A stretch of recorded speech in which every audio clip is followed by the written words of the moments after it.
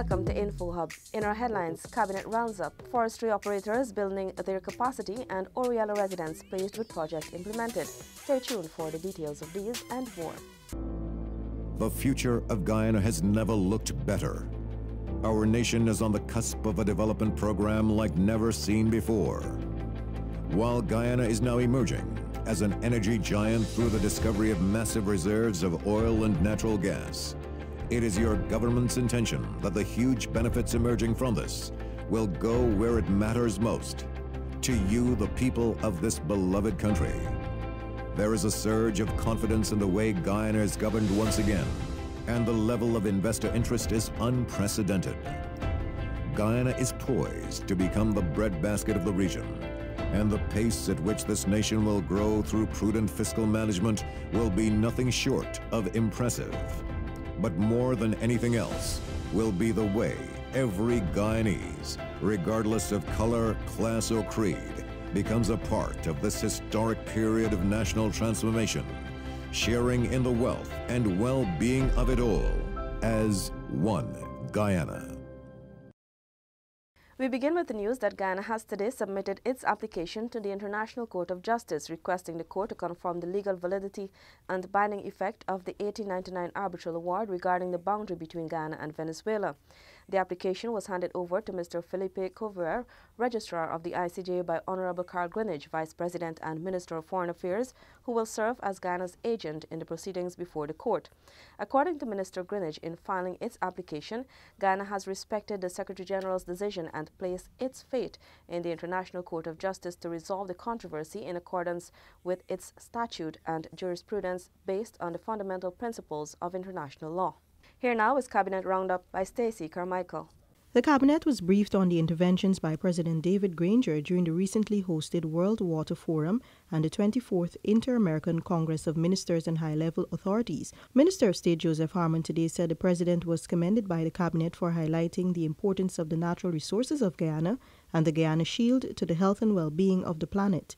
The recommendation for the sustainable use of those resources in their pristine state and the importance of hemispheric cooperation for the preservation of the patrimony of the Americas were also noted. The Ministerial Caucus on Oil Sector Strategy, hosted on March 21, 2018, which included presentations from a mixed panel of local and international experts, including Professor of Economics Sir Paul Collier and Sir Sridhar Ramphal, met its core objectives. To build high-level awareness of the key issues relating to the oil sector. B, to frame Guyana's key strategic choices related to each of these issues and align on those choices. And C, to provide a blueprint for a sector roadmap to be completed subsequent to the caucus.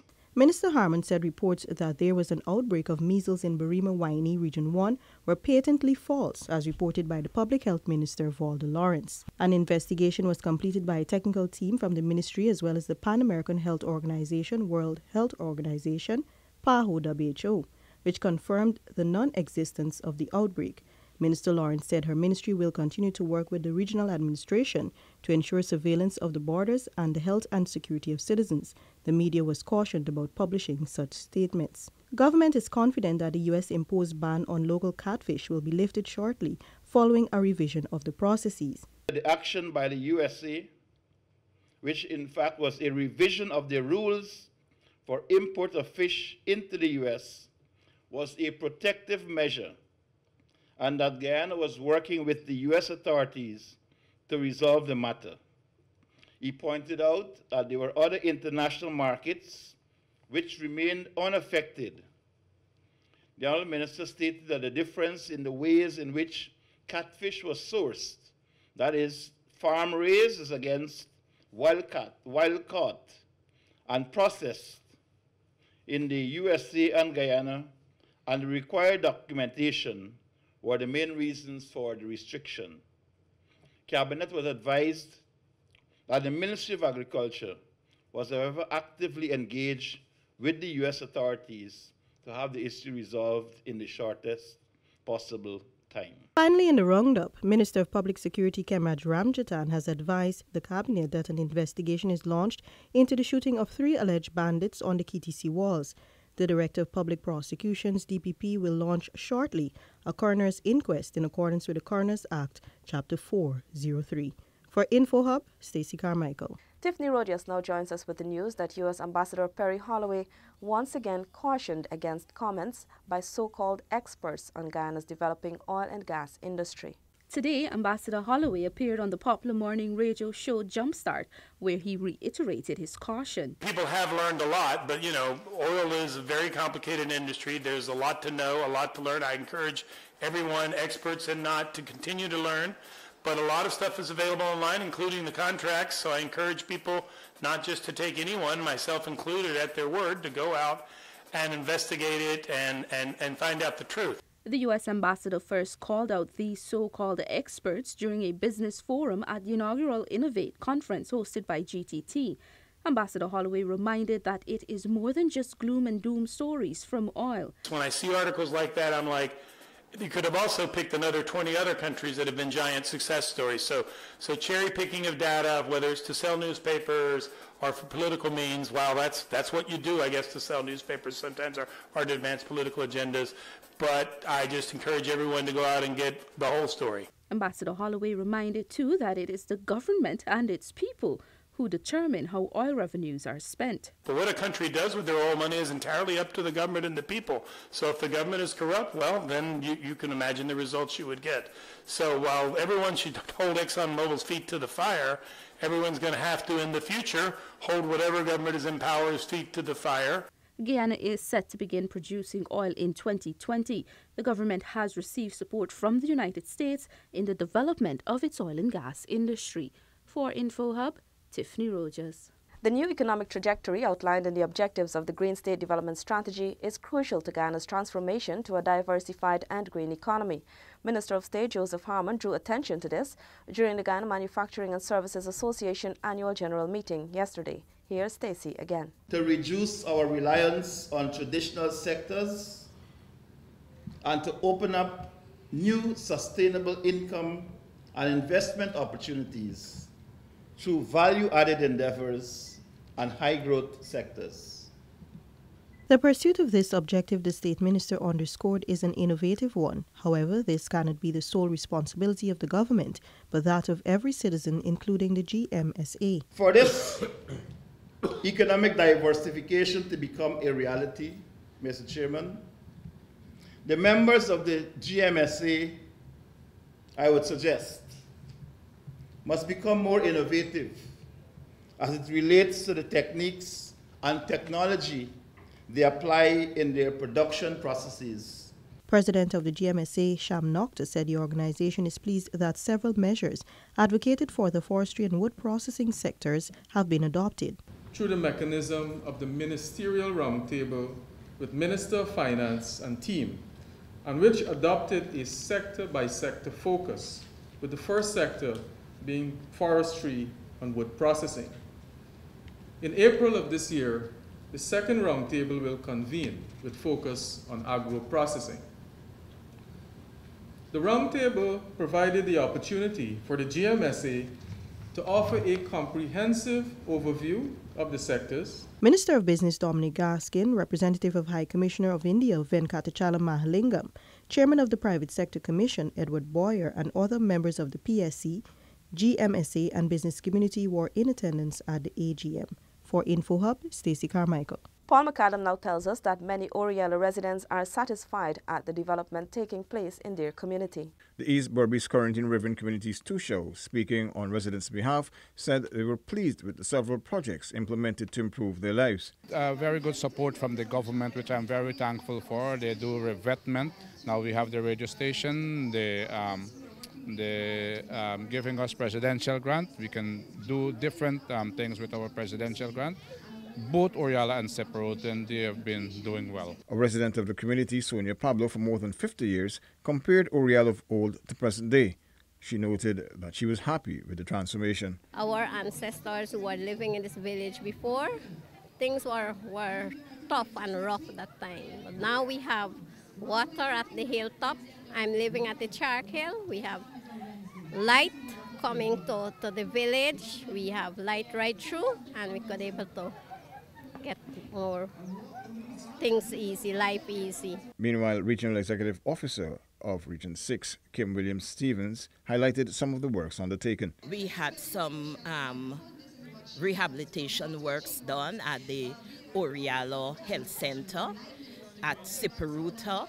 We would have had the rehabilitation too of the Siparuta Primary School.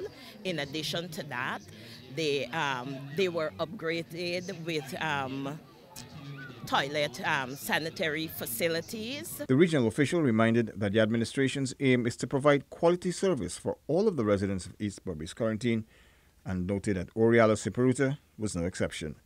Paul McAdam for InfoHub. The Organization of American States has pumped some $83 million into the development of technical and vocational programs in Guyana. Details from Alexis Rodney. An official signing of the Memorandum of Understanding took place earlier today between the Ministry of Education and the OAS. Education Minister Nicolette Henry said the country's development hinges on that of the people, and it is the bilateral partners like the OAS that continue to thrust this mandate further. I know that this agreement and funding is targeted specifically for technical and vocational skills development, both at the secondary and post-secondary level. And so I know that this will be very impactful in terms of development of our youth population. She said too often the system focuses on mainstream academics without equal emphasis on those on technical and vocational skills.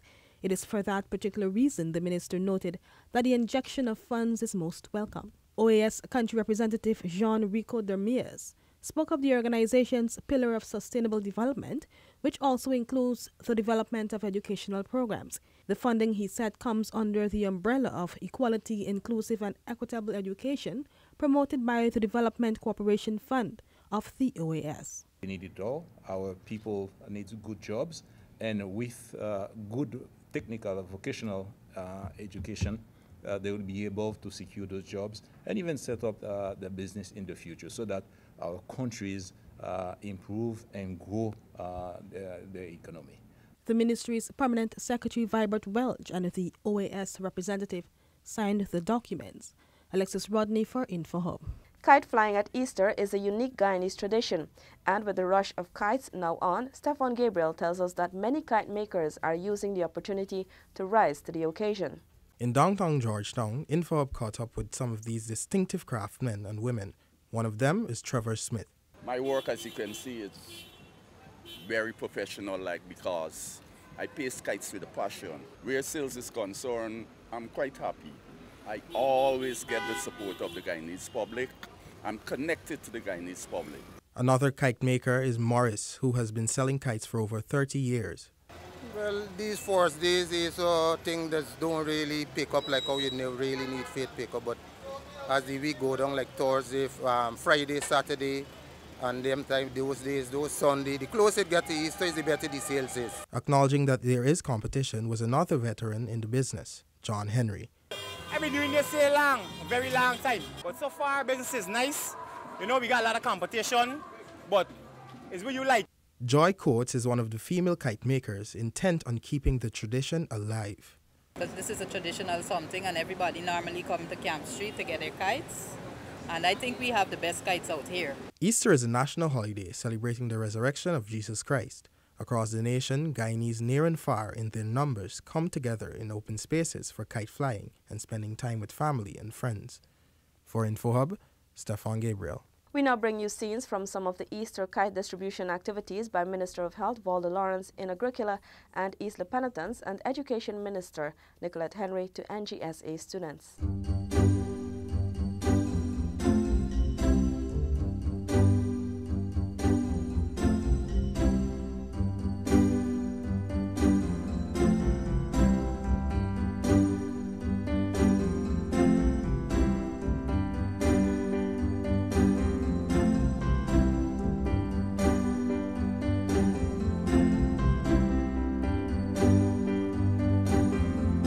Please remember to fly your kites in open spaces away from electrical lines. Thanks for watching. Remember to connect with us 24/7 on our website and social media. Goodbye.